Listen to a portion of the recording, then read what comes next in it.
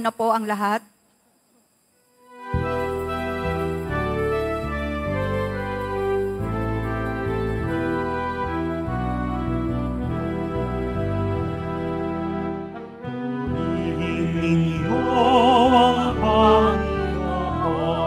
Dakilain ang kanyang anak. Purihin siya, lawitan, at papurihan at magkailanman. Purihin siya, lawitan, at papurihan at magkailanman.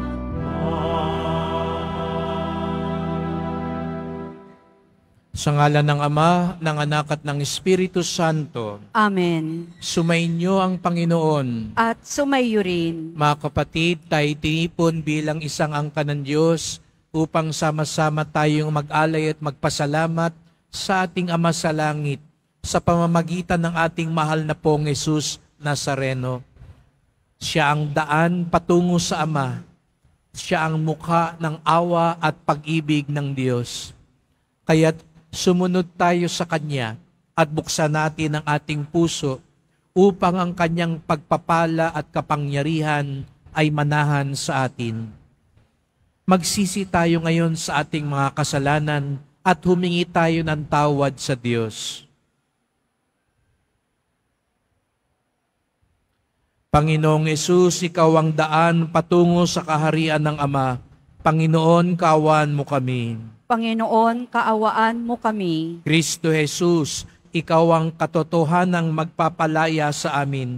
Kristo, kaawaan mo kami. Kristo, kaawaan mo kami. Panginoong Hesus, Ikaw ang aming buhay at muling pagkabuhay. Panginoon, kaawaan mo kami. Panginoon, kaawaan mo kami.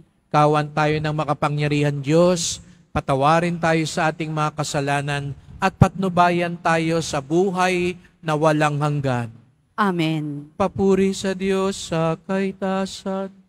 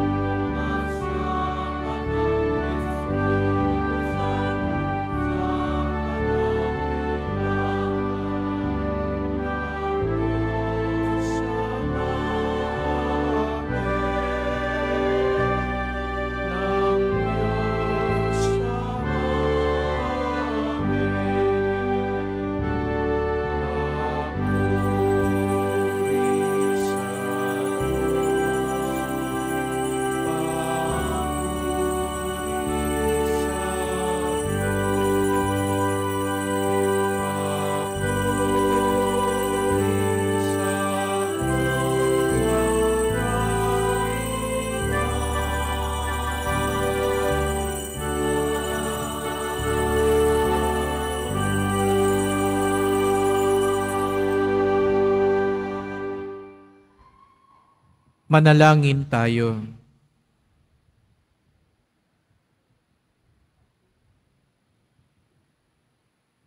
Ama naming makapangyarihan, itinakda mo ang lahat ng mga utos mo ay mauwi sa pag-ibig sa iyo at sa kapwa-tao.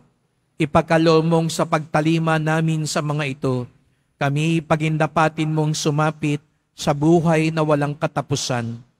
Sa pamamagitan ni Jesucristo, kasama ng Espiritu Santo, magpasawalang hanggan. Amen. Magsiupo muna po ang lahat. Pagbasa mula sa aklat ng Karunungan. Sinabi ng mga masasamang tao, tambangan natin ang mga taong matuwid, pagkat hadlang sila sa ating mga balak. Ipinamumukha nila sa atin ang pagsuway sa kautusan, at sinasabing tayo'y nagkasala laban sa kaugalian. Tingnan natin kung ang salita nila'y magkakatotoo, kung ano ang mangyayari sa kanila pagkamatay nila. Kung ang mga matuwid ay anak nga ng Diyos, sila ay tutulungan niya at ililigtas sa mga kaaway. Subukin natin silang dustain at pahirapan, upang malaman natin kung hanggang saan ang kanilang kagandahang asal at kung hanggang kailan sila makatatagal. Subukin nating ibingit sila sa kamatayan. Yamang ang sabi nila ay iingatan sila ng Diyos. Ang salita ng Diyos. Salamat sa Diyos. Ang Diyos ang siyang tumutulong at sa aki nagtatanggol. Ang Diyos ang siyang tumutulong at sa akin nagtatanggol. Makapangyarihang Diyos, ako ay iligtas. Ipagsanggalang mo niyong iyong lakas. Dinggin mo, O Diyos, itong iyong anak. Sa aking dalangin, ngayoy binibigkas. Ang Diyos ang siyang tumutulong at sa akin nagtatanggol. Ang nagmamataas ay laban sa akin. Hangad ng malupit ang ako'y patayin. Sila'y mga taong ang Diyos ay di pansin. Ang Diyos ang siyang tumutulong at sa akin nagtatanggol.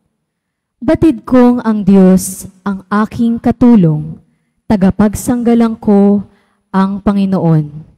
Buong galak naman akong maghahandog ng pasasalamat sa Panginoong Diyos, dahilan sa kanyang mabuting kaloob.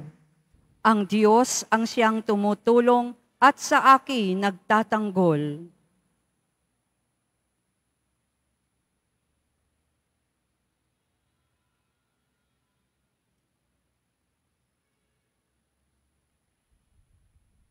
Pagbasa mula sa sulat ni Apostol Santiago. Mga kapatid, saan man naghahari ang inggit at makasariling hangarin, maghahari din doon ang kaguluhan at lahat ng uri ng masamang gawa. Ngunit ang may karunungang mula sa Diyos, una sa lahat, ay may malinis na pamumuhay. Siya'y maibigin sa kapayapaan, mahinahon, mapagbigay, mahabagin, at masipag sa paggawa ng mabuti.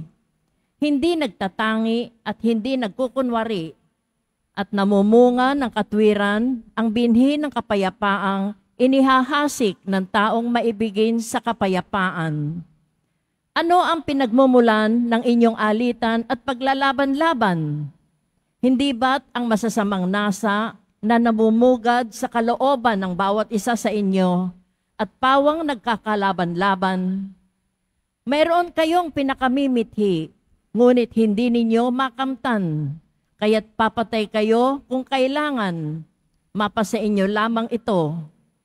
Dahil sa inyong pag-iimbot sa mga bagay na hindi inyo, kayo'y nagkakagalit at naglalaban-laban.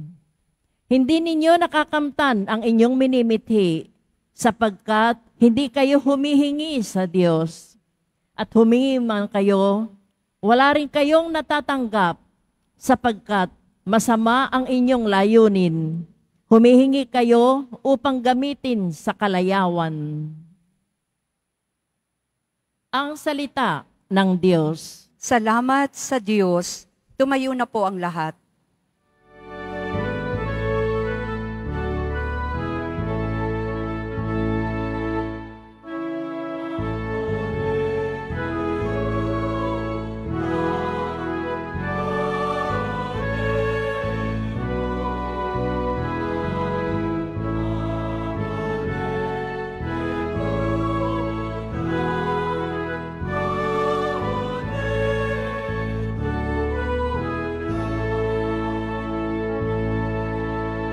Tayo'y tinawag ng Diyos upang magningning na lubos sa aral ni Kristo Jesus.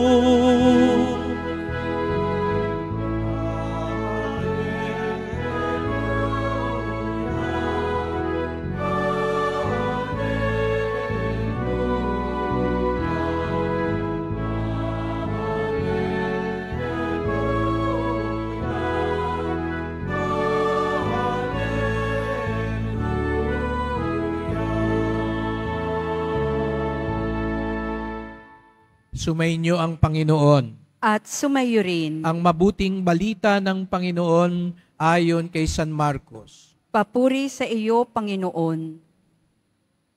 Noong panahong iyon, si Jesus at ang kanyang mga alagad ay nagdaan sa Galilea. Ayaw ni Jesus na malaman ito ng mga tao sapagkat tinuturuan niya ang mga alagad. Sinabi niya, ang anak ng tao ay pagkakanulo at papatayin, ngunit muling mabubuhay sa ikatlong araw. Hindi nila nauunawaan ang sinabi niya, ngunit natatakot naman silang magtanong sa kanya. At dumating sila sa Capernaum. Nang sila'y nasa bahay na, tinanong ni Jesus ang kanyang mga alagad, ano bang pinagtatalunan ninyo sa daan? Hindi sila kumibo, sapagkat pinagtatalunan nila'y kung sino sa kanila ang pinakadakila. Naupo si Jesus, tinawag ang 12 at sinabi, ang sino mang nagnanais maging una ay dapat maging huli sa lahat at maging lingkod ng lahat. Tinawag niyang isang maliit na bata at pinatayo sa harapan nila. Pagkatapos, kinalong niya ito at sinabi, ang sino mang tumanggap sa isang maliit na batang tulad nito, alang-alang sa akin, ay tumatanggap sa akin. At sino mang tumatanggap sa akin, hindi ako ang kanyang tinatanggap, kundi ang nagsugo sa akin.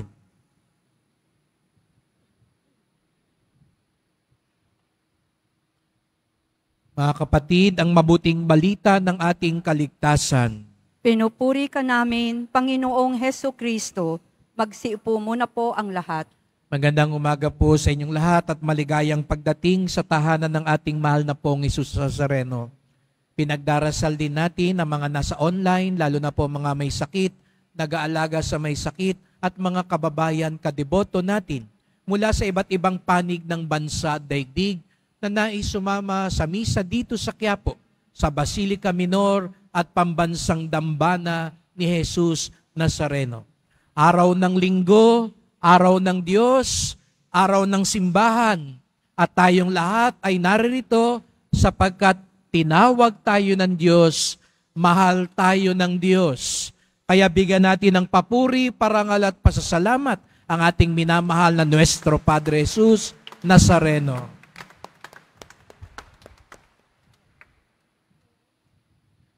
Bakit po kayo nandito ngayon? Bakit kayo nagsisimba? Bakit sa dinami-dami ng simbahan, nagsusumiksik kayo dito sa Quiapo? Natitiyak ko, marami naman pong simbahang mas malapit sa bahay ninyo. Yung ibang simbahan, aircon. Dito, ang init-init. Minsan madumi na, masikip pa. Delikado pa. O, hawakan nyo yung bag nyo. No? Mahirap na. Baka may makaagang pamasko. Pero, bakit tayo nandito? Bakit sa lahat ng simbahan sa buong mundo, marami ang nagsisimba? Di lang naman po dito sa Quiapo, kundi marami din pong simbahan ngayon ang puno. Marami ang nagsisimba. Simple lang naman po ang sagot. Kaya tayo nagsisimba, gusto natin makita ang Diyos. Gusto natin maramdaman ng Diyos. Gusto natin maranasan ang pagpapala at biyaya ng Diyos. Kaya sabihin mo nga sa katabi mo, pagpalain ka sana ng Diyos. Ang gustong pagpalain ng Diyos, itaas nga ang kamay at pumalakpak ng mas malakas.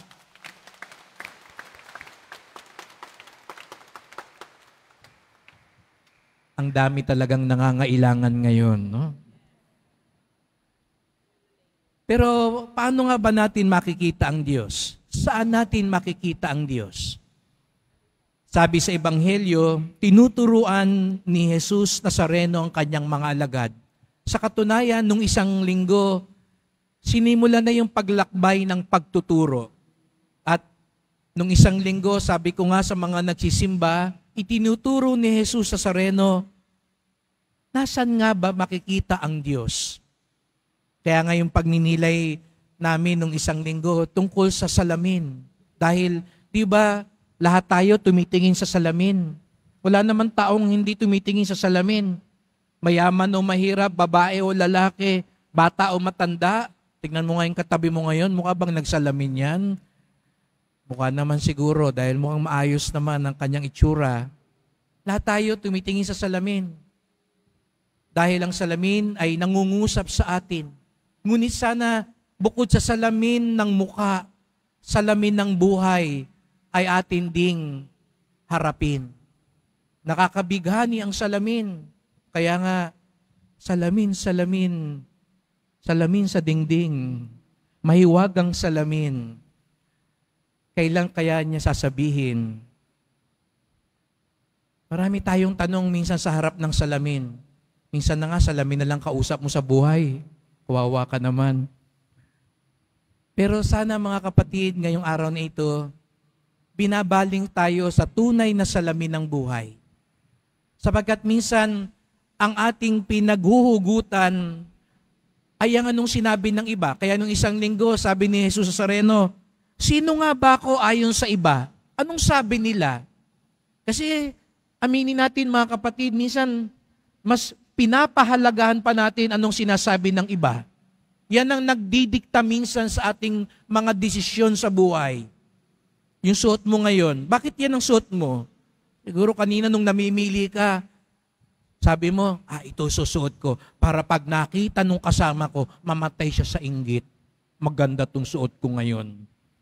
Para pag nakita ko sa simbahan, makita ng mga kaibigan ko, sabihin nila, wow, ang ganda naman ng suot mo. Kaya nga minsan, di po ba, pag nagtatalo-talo sa pamilya, anong kadalasang dahilan? Ano na lang sasabihin ng mga kamag-anak natin? Ano na lang ang sasabihin ng mga kapitbahay natin? Ano na lang ang sasabihin ng mga kakilala natin? Ganun ba tayo? Ang matimbang kung anong sasabihin ng iba? Kaya nga, binago ni Jesus Nazareno ang pangunawa ng mga alagad.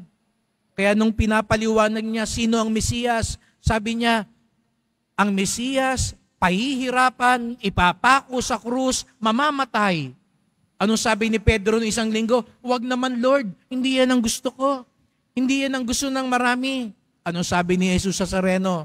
Lumayo ka Satanas. Hindi yan ang turo ng Diyos. Hindi yan ang paraan ng Diyos. At pinagpapatuloy ngayon ni Jesus Nazareno ang turong iyan.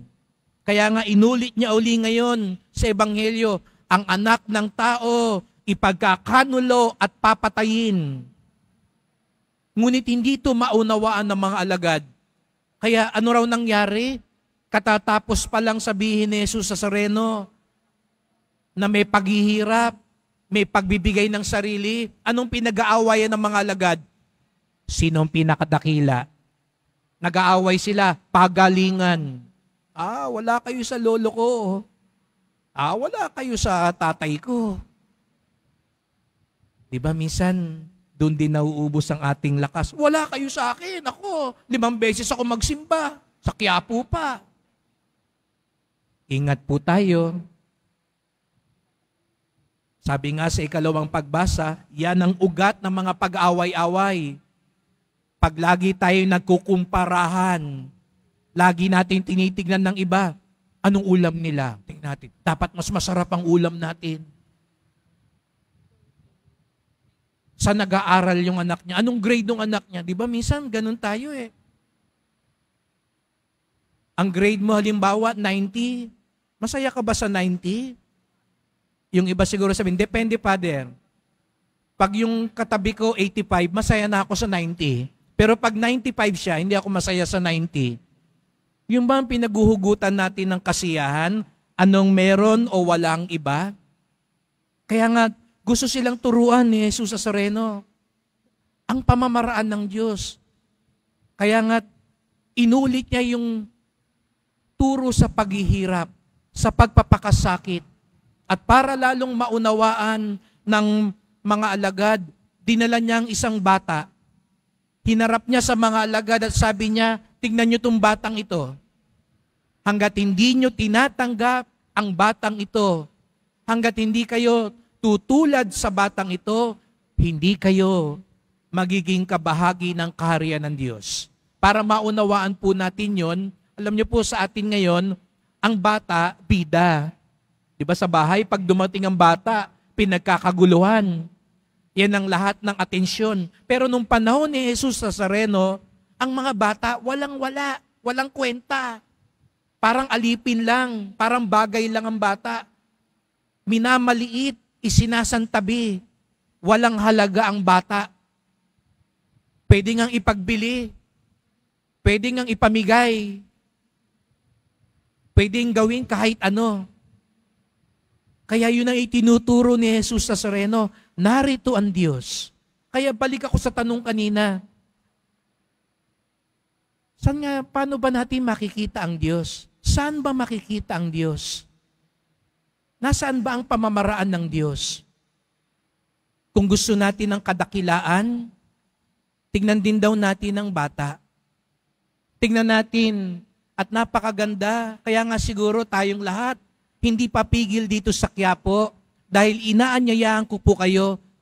Tingnan natin ang mahal na pong Jesus Nazareno. Ano bang itsura ng Nazareno? Nakingitibo ba? Mukha ho ba siyang nagiginhawahan at nasasarapan sa buhay? Mukha ba siyang tagumpay na tagumpay? Di po ba mga kapatid, minsan akala natin, ang Diyos, katulad ng mga alagad, ang Diyos nasa kapangyarihan. Ang Diyos nasa kagalingan.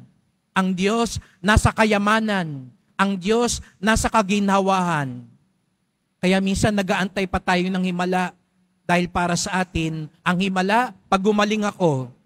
Ang himala pag yumaman na ako. Ang himala pag nakapag-abroad na ako. Ang himala kapag nagkaroon na ako ng malaking bahay.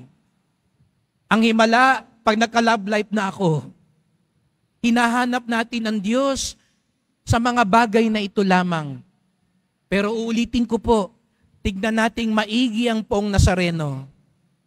Dahil gusto niyang sabihin, ang Diyos wala lamang sa kagalingan, nandun din siya sa karamdaman. Ang Diyos wala lamang sa kadakilaan, nandun din siya kapag inaalipusta at minamaliit. Ang Diyos, wala lamang sa kalakasan, nandun din siya sa kahinaan. Ang Diyos, wala lamang kapag nakatindig, nandun din ang Diyos kapag nadadapa at bumabagsak. Mga kapatid, nandun din ang Diyos sa mga bagay-bagay na minsan akala natin wala siya sa buhay.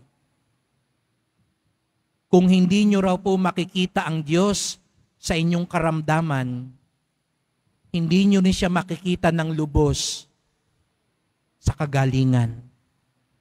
Kung hindi nyo po makikita ang Diyos sa karukhaan, hindi nyo rin siya makikita ng lubos sa kaginhawahan. Kung hindi nyo po makikita ang Diyos sa pagkadapa at pagkatalo, mahihirapan din po kayong makita ng lubos ang Diyos sa panahon ng tagumpay at kagalakan. Kaya napakaganda po kapag tumitingin tayo sa Poong Nazareno na sinasabi niya sa atin, wala lang ako sa kasarapan ng buhay. Nakita niyo ba ako? Mukha ba ako nasasarapan? Hindi. Nahihirapan ako, pero nandyan ako. Nagiginawahan ba ako? Hindi. Nabibigatan nga ako, pero nandyan ako. At yun ang gusto niyang sabihin sa atin. Ang tunay na himala ng Poong Nazareno ay yung kasama natin siya sa karamdaman man o kagalingan, sa kawalan man o sa kaginawahan, sa tagumpay man o sa pagkatalo, sa kasiyahan man o sa kalungkutan, hindi niya tayo iiwan. Sasamahan niya tayo hanggang lubos tayong makatanggap ng kanyang pagpapala at kadakilaan. Ito sana mga kadeboto ang makita natin. Kaya huwag niyong sabihing, inaantay ko pa ang himala ng Nazareno. Baka nandyan na po ang himala niya. Kahit hindi ka pa magaling, kahit hindi ka pa nakakapasa, kahit hindi po makuhang ngumiti ngayon sa buhay mo, nang uumpisa na ang himala. Bakit? Dahil kasama natin siya. Dahil hindi niya tayo bibiguin. Dahil mahal na mahal niya tayo. Kaya't sa pagpapatuloy ng misang ito, magdasal po tayo. Mahal na pong Jesus Nazareno, narito po kami sapagkat nais naming kayong makita. Nais naming matuklasan ang iyong pamamaraan sa aming buhay. Tuwing nakikita po namin kayo, pasan-pasan ng krus, nakatingala, bumabangon, maalala sana namin, naririyan kayo lagi sa karamdaman man o kalusugan, sa katagumpay man o kabiguan, sa kagalakan man o kalungkutan, sa pagkadapaman o pagbangon, sapagkat ang tunay mong himala ay ang iyong awa at pag-ibig. Mahal na mahal po namin kayo. Mahal na pong Jesus Nazareno, kaawaan niyo po kami, basbasan niyo po kami. Amen. Amen.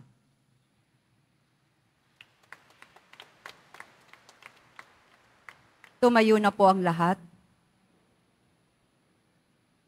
Sumasampalataya ako Sa Diyos amang makapangyarihan sa lahat, na may gawa ng langit at lupa. Sumasampalataya ako kay Hesu Kristo, iisang anak ng Diyos, Panginoon nating lahat. Nagkatawang tao siya, lalang ng Espiritu Santo. Ipinanganak ni Santa Mariang Birhen. Pinagpakasakit ni Poncio Pilato. Ipinako sa krus, namatay, inilibing. Nanaog sa kinaroroonan ng mga yumao, nang may 3 araw na buhay na maguli, umakyat sa langit, naluluklok sa kanan ng Diyos amang makapangyarihan sa lahat. Doon magmumulang paririto at huhukom sa nangabubuhay at nangamatay na tao. Sumasampalataya naman ako sa Diyos Espiritu Santo, sa banal na simbahang katolika, sa kasamahan ng mga banal, sa kapatawaran ng mga kasalanan, sa pagkabuhay na muli ng nangamatay na tao, at sa buhay na walang hanggan. Amen. Mahal ko mga kapatid, manalangin tayo sa amang dakila upang ating matamo ang kababaang loob na siyang ipinakita sa atin ng kanyang anak nung lubusan niyang tinanggap ang krus ng ating kaligtasan. Ating idalangin, Panginoon, dinggin mo ang iyong bayan. Panginoon, dinggin mo ang iyong bayan. Gabayan nawa ng Santo Papa, mga obispo, mga pari, at mga relihiyoso at relihiyosa ang simbahan tungo sa kaganapan ng kaharian ng Diyos dito sa mundo sa pamamagitan ng tapat at banal na pamumuhay. Manalangin tayo. Panginoon, dinggin mo ang iyong bayan. Maging kasangkapan nawa ng paghihilom ang mga pinuno ng aming bansa. Sikapin nawa nilang masugpo ang mga huwad na balitang nagdudulot ng pagkakawatak-watak sa aming bansa. Manalangin tayo. Panginoon, dinggin mo ang iyong bayan. Pagalingin mo nawa, Ama, ang mga kapatid naming may karamdaman, pisikal man o emosyonal. Makahanap nawa sila ng pag-asa sa aming panalangin at pagkalinga sa kanila. Manalangin tayo. Panginoon, dinggin mo ang iyong bayan. Mapatawad nawa ng Diyos ang mga kasalanan ng mga kapatid naming pumanaw upang masilayan nila ang paraisong ipinanghako ni Jesus kung saan mararanasan ang walang hanggang kapayapaan. Manalangin tayo. Panginoon, dinggin mo ang iyong bayan. Sa ilang sandali ng katahimikan, itaas natin sa Diyos ang ating pansariling kahilingan, gayon din ang mga taong lubos na nangangailangan ng ating panalangin.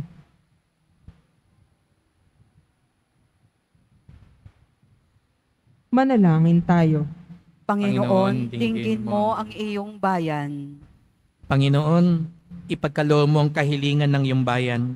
Puspusin mo kami ng pag-ibig upang makapamuhay kami sa paraang kalugod-lugod sa iyo.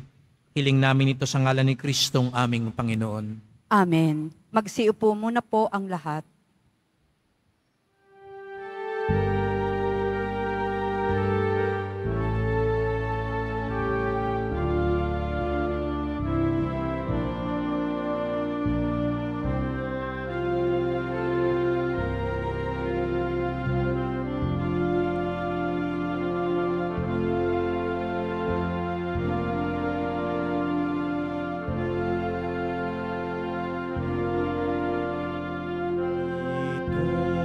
Itong tinapay at alak na mula sa'yo, muling ihahan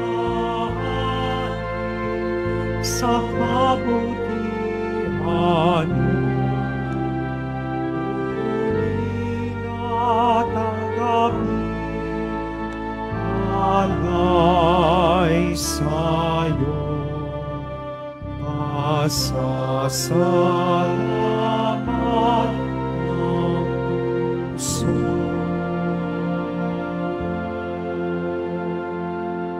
Tumayo na po ang lahat. Manalangin kayo mga kapatid upang ating paghain ay kalugdan ng Diyos Amang makapangyarihan. Tanggapin nawa ng Panginoon itong paghahain sa iyong mga kamay, sa kapurihan niya at karangalan, sa ating kapakinabangan, at sa buong sambayanan niyang banal. Ama naming lumikha, maawain mong kalugdan ng mga alay ng iyong sambayanan, upang ang ipinahayag namin ng may pananampalatayang matibay ay aming tanggapin sa banal na pakikinabang.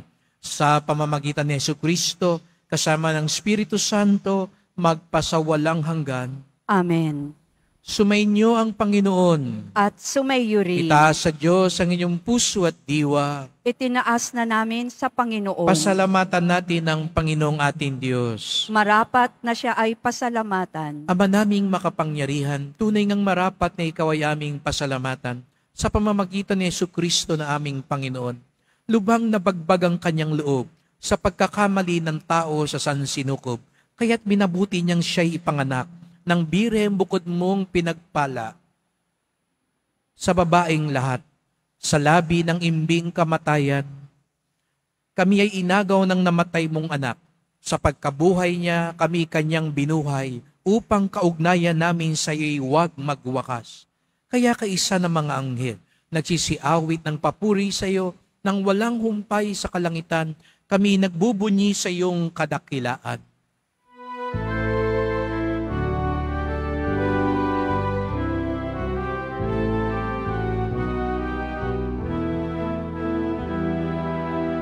Santo, Santo, Santo, Panginoon Diyos ng mga hukbo, napupuno ang langit at lupa ng kadakilaan mo. Hosana, Hosana, Hosana sa kaitaasan. Hosana, Hosana, Hosana sa kaitaasan. Pinagpalang na paririto sa ngalan ng Panginoon. Hosana, Hosana, Hosana sa kaitaasan. Hosana, Hosana, Hosana sa kaitaasan. Lumuhod po ang lahat. Ama naming banal, ikaw ang bukal ng tanang kabanalan.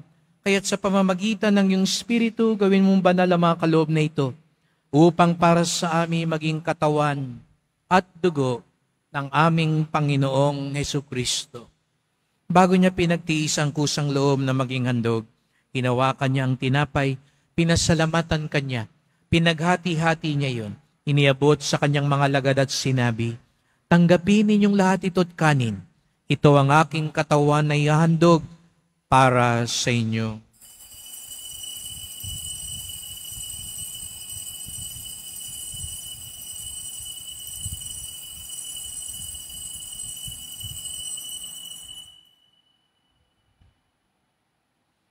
Gayun din naman ang matapos ang hapunan, hinawakan niya ang kalis. Muli kanyang pinasalamatan. Iniabot niya ang kalis sa kanyang mga lagad at sinabi, "Tanggapin ninyong lahat ito't inumin. Ito ang kalis ng aking dugo, ng bago't walang hanggang tipan. Ang aking dugo na ibubuhos para sa inyo at para sa lahat sa kapagpapatawad ng mga kasalanan. Gawin niyo ito sa pag-alala sa akin."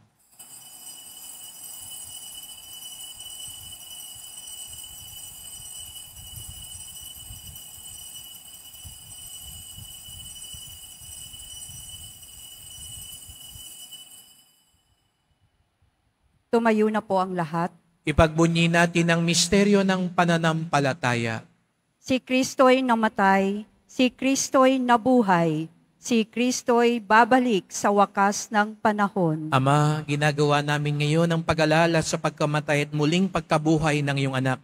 Kaya tinalay namin sa iyo ang tinapay nagbibigay buhay at ang kalis na nagkakaloob ng kaligtasan. Kami nagpapasalamat dahil kami yung minarapat na tumayo sa harap mo para maglingkod sa iyo. Isinasamo namin kaming magsalo-salo sa katawan at dugo ni Kristo'y mabuklod sa pagkakaisa sa pamamagitan ng Espiritu Santo. Ama, lingapin mo ang iyong simbahang laganap sa buong daigdig. Puspusin mo kami sa pag-ibig kaysa ni Francisco naming Papa, ni Jose naming Obispo at ng Tanang Kaparian. Alalahanin mo rin ang mga kapatid naming nahimlay na may pag-asang sila'y muling mabubuhay. Gayon din ang lahat ng mga pumanaw. Kawan mo sila at patuloyin sa iyong kaliwanagan. Kawan mo at pagindapating kaming lahat na makasalo sa iyong buhay na walang wakas, kaisa ng mahal na Birheng Maria, Ina ng Diyos, ng kabiyak niyang pusong si San Jose, ng mga apostol, ni San Juan Bautista at lahat ng mga banal na namuhay dito sa daigdig ng kalugod-dugod sa iyo. May pagdiwang nawa namin ng pagpupuri sa ikararangal mo sa pamamagitan ng iyong anak na aming Panginoong Hesukristo. Sa pamamagitan ni Kristo, kasama niya at sa Kanya, ang lahat ng parangal at papuri ay sa iyo, Diyos Amang makapangyarihan, kasama ng Espiritu Santo, magpasawalang hanggan. Amen.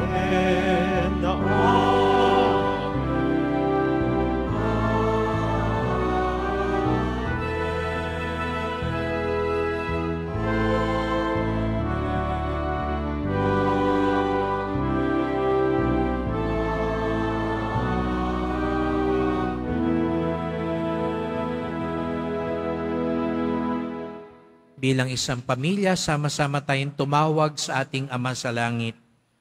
Ama namin, Sumasalangit ka, sambahin ang ngalan mo, mapasa amin ang kaharian mo, sundin ang loob mo dito sa lupa para nang sa langit.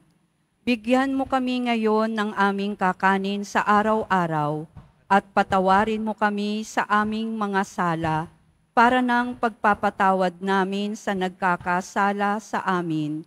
At huwag mo kaming ipahintulot sa tukso at iadya mo kami sa lahat ng masama. hinihiling namin kami adya sa lahat ng masama, pagkalooban ng kapayapaan araw-araw, iligtas sa kasalanan, ilayo sa lahat ng kapahamakan, samantalang aming pinananabikan ang dakilang araw ng pagpapahayag ng tagapagligtas naming si Jesucristo. Sapagkat iyo ang kaharian at ang kapangyarihan at ang kapurihan magpakailanman. Amen. O Panginoong Jesucristo, sinabi mo sa iyong mga apostol at ngayon sinasabi mo sa amin lahat dito, kapayapaan ang iniiwan ko sa inyo, ang aking kapayapaan ay binibigay ko sa inyo.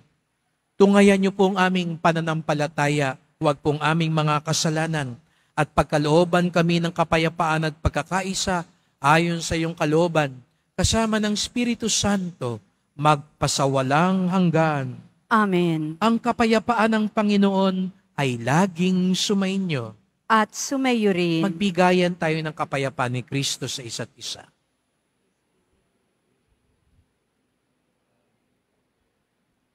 Kordero ng Diyos na nag-aalis ng mga kasalanan ng sanlibutan, maawa ka sa amin. Kordero ng Diyos na nag-aalis ng mga kasalanan ng sanlibutan, maawa ka sa amin. Kordero ng Diyos na nag-aalis ng mga kasalanan ng sanlibutan, ipagkaloob mo sa amin ang kapayapaan. Lumuhod po ang lahat.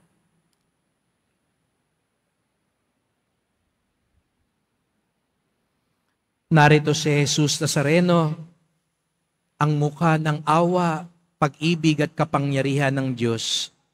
Ang kordero ng Diyos, nag-aalis ng mga kasalanan ng sanlibutan, mapapalad ang inaanyayahan sa kanyang piging. Panginoon, hindi ako karapat-dapat na magpatuloy sa iyo, ngunit sa isang salita mo lamang ay gagaling na ako.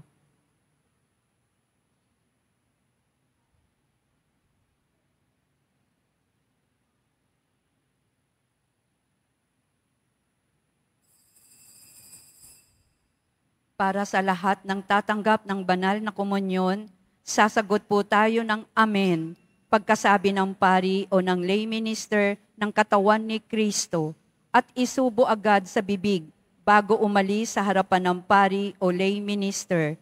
Sumunod po tayo.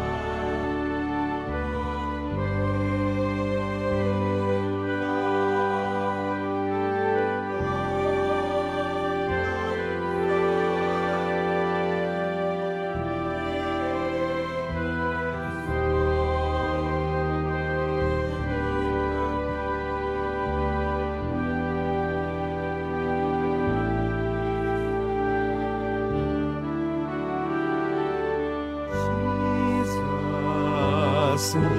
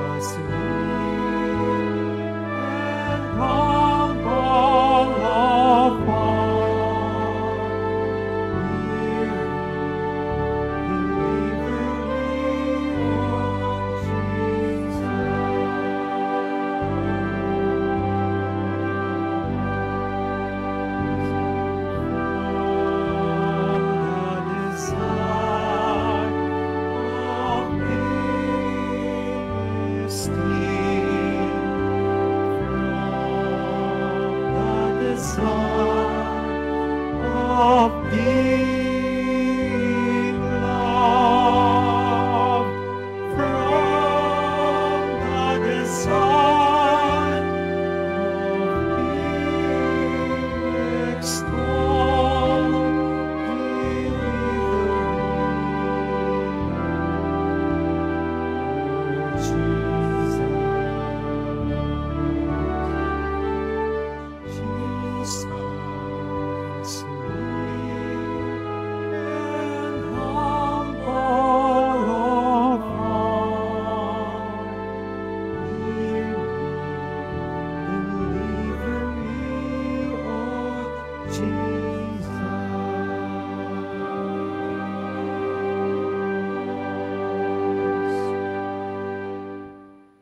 Muling inihahandog ng ating simbahan ang Nazareno Medallion. Mabibili po ito sa ating Parish Finance Office. Ito po ay nagkakahalaga ng 25 pesos. Ang malilikom po ay gagamitin sa pagsasaayos ng electrical system ng ating simbahan. Ngayong buwan ng Setyembre ay ipinagdiriwang po natin ang Archdiocesan Youth Month at ang Parish Youth Ministry ng Simbahan ng Quiapo ay muling naghahanap at tumatanggap ng mga nagnanais na maglingkod sa Poong Jesus Nazareno sa pamamagitan ng PYM. Inaanyayahan po namin ang mga kabataan na may edad 13 hanggang 24 na taong gulang na sumali sa Parish Youth Ministry at Young Adult Ministry. Maaari ninyong bisitahin at i-message ang official Facebook page ng PYM Quiapo o i-scan ang QR code na makikita sa ating LED screens. Tumayo na po ang lahat. Manalangin tayo. Ama naming mapagmahal, kaming pinapagsalo mo sa banal na pakikinabang ay patuloy mong kaawaan at tulungan upang ang aming tinanggap ay siya nawang umiral sa pamumuhay namin araw-araw, bunga ng iyong pagtubos na aming ipinagdiriwang sa pamamagitan ni Jesucristo kasama ng Espiritu Santo, magpasawalang hanggan. Amen. Salamat po sa inyong pagpunta dito sa Quiapo. Ingat po kayo sa pag-uwi. Salamat po sa mga naglingkod sa misa at sa inyong tulong sa simbahan, mga pamisa, love offerings, online donations, sa mga nagdadala po ng bigas, dilata, noodles at iba pang pang-ayuda. Ang debosyon natin sa Poong Nazareno ay nagtuturo sa atin magmalasakit at tumulong sa ating kapwa. Kung hindi mo makikita ang Diyos sa krus ng pagsubok sa buhay, hindi mo rin lubos na makikita ang Diyos sa kaginhawahan at kasaganaan ng buhay. Ang tunay na himala ni Jesus Nazareno ay ang kapiling natin siya anuman ang mangyari sa buhay. Sumainyo ang Panginoon. At sumayo rin. Mahal na pong Jesus Nazareno, ipinayag mo sa pamamagitan ng krus ang walang maliw na pag-ibig ng Diyos sa sangkatauhan. Pakinggan mo ang kahilingan ng iyong angka na nagsusumamo sa iyo. Makamtanawan nilang iyong katugunan at tanggapin ang kasagutan ng may utang na loob na tinatanaw. Basbasan din po ninyo ang dala nilang mga imahen at dasalan sa pamamagitan ng bendisyon na ito, naway maalala nila mga pangako sa binyag na ikaw ang kanilang iibigin at paglilingkuran bilang Panginoon, magpasawalang hanggan. Amen. At pagpalaing kayong lahat ng makapangyarihang Diyos, Ama at Anak at Espiritu Santo. Amen. Humayo kayong taglay ang awa at pag-ibig ng Poong Jesus Nazareno. Salamat sa Diyos.